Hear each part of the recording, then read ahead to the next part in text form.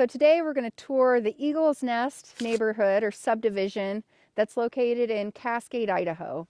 It's on the northern side of Cascade, less than 3 miles from downtown. So you're less than 3 miles from the grocery store, medical, restaurants, and you're probably less than like 5 miles from putting a boat into Cascade Lake. So let's take a look at Eagle's Nest subdivision.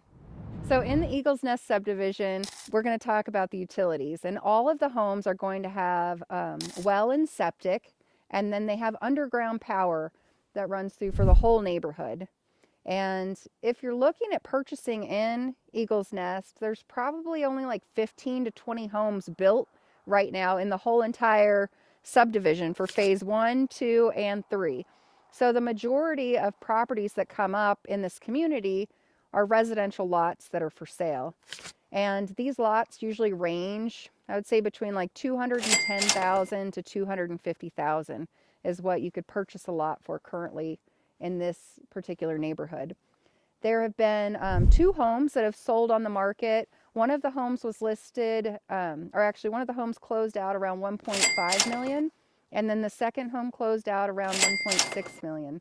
So those are the only 2 sales, and then there's one that's coming up that's going to be priced right in between the 2 sales that have happened already in this community.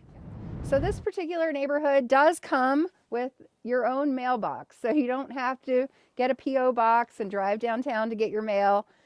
You just get it right here at the end of the neighborhood. So the roads that go through are private roads, and they're maintained by the neighborhood. Currently, the HOA fees are $480 a year, and that does cover the road plowing. The Eagle's Nest subdivisions are split up into 3 phases, and it's really designed and built out so that each home doesn't really see its neighbor, and that you have that the lots are pretty wooded and that there are trees in between each home that's going to be built. Another cool thing about the subdivision is it does back up to national forest, and so you have easy access to mountain bike, walking trails, dirt bike trails, just right here outside of the neighborhood. Some of the CC&Rs that I want to talk about are that if you want to have chickens at your house, that's something that you'd want to be in phase 3 in order to have chickens. It is something that the HOA currently votes on every year. It's good to note that if you wanted to camp on the property before you built it, so you buy one of these lots and you're not going to build, for another 10 or 20 years because you're thinking about retirement in the future, you can still come out and camp on the lot that you purchased for up to 14 days. The other important thing is if you have company that comes in from out of town, they could camp on the property for up to 14 days outside of the home that you've built.